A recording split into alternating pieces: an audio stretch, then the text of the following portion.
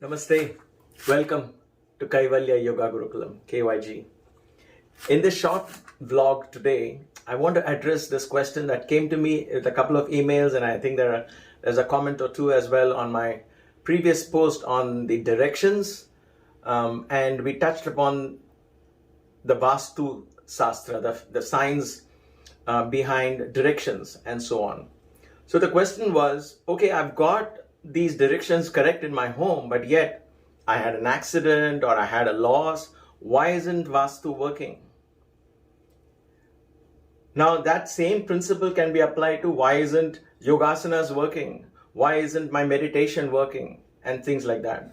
But so what I want to do in this really short thing is open your mind to a little more understanding and understand these and study these in a context. Okay, none of these are meant to make us superstitious. None of these are meant to make us fearful. Oh my God, I'm doing this. What if something goes wrong? It's never the case. So let me explain in a very simplistic manner. I've got the number 4. I just took this number 4. Okay, something equals number 4, right? If number 4 represents the totality of something, it has components. What are those components?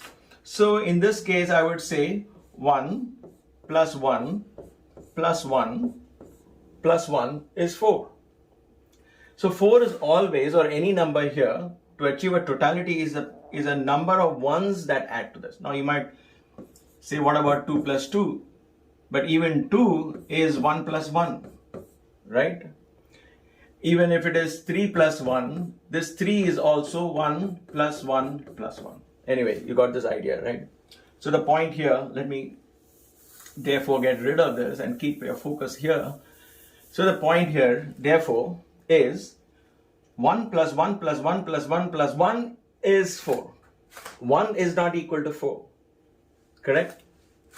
Now, where does Vastu fit in this? This Vastu Shastra, I'm getting all the directions correct in my home. I've got everything perfectly on paper. I've got my home designed. I've got my home architect gotten. I've done all of this. I've done some remedial measures.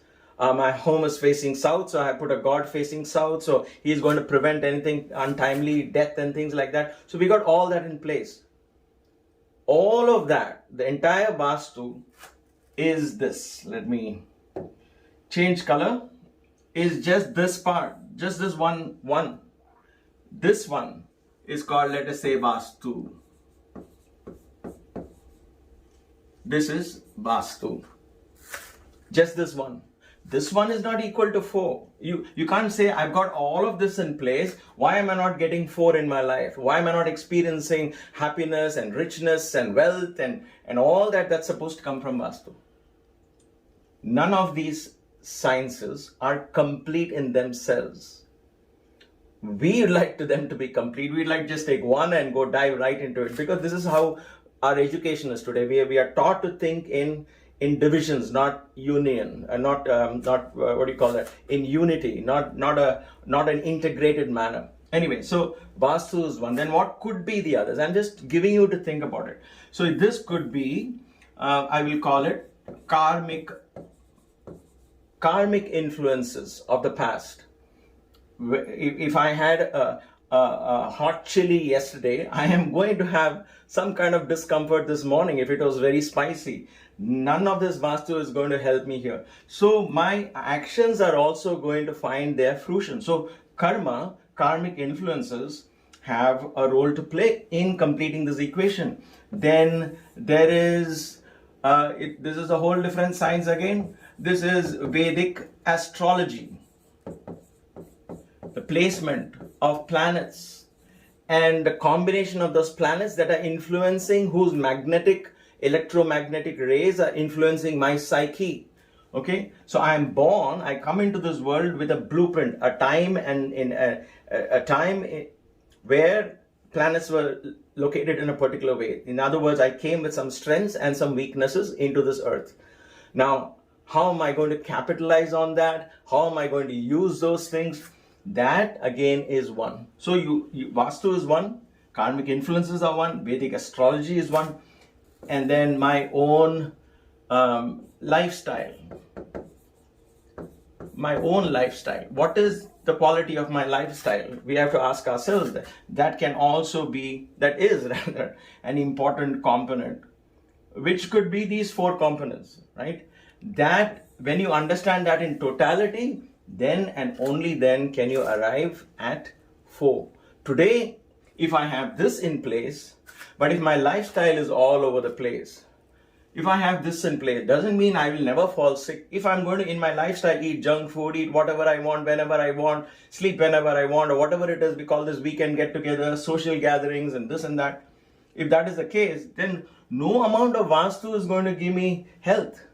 So I am going to experience sickness, I am going to experience old age and maybe a premature death. It has nothing to do with Vastu. So this gets cancelled if this is not. So let's say this, let me get this. So let me say this is not there. So it will be incomplete. And therefore I don't experience 4. What I'm experiencing is 3 and not 4. So you get it? This is how we have to understand anything that you read or study. Then you have, so one of the ones will be meditation, japa and spiritual sadhana and so on. So this is how we can get a complete picture of life. Life is a kaleidoscope of different colors, of different thought patterns, of karma, of the cosmos and our relation with it. It's not so simple as a quick fix. Okay, I'm in trouble, what do I do? Take this chair, put it in this direction, everything will go fine. It never works that way. All right, and to end this. So finally, you would say, okay, so how many ones are there we need to get into place? I believe, and this is just my belief, I believe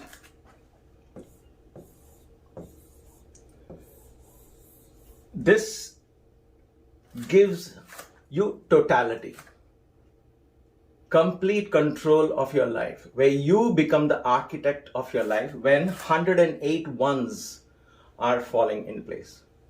What are those 108 ones? We will learn this as we go along. Then you might say, oh my gosh, that's too much. That is all. That's why it's not so easy to achieve everything we want in life. We talk about it. I like to believe in it. We like the philosophy of it. We like the idea of this. But it is practical. It is possible. It is a matter of choices.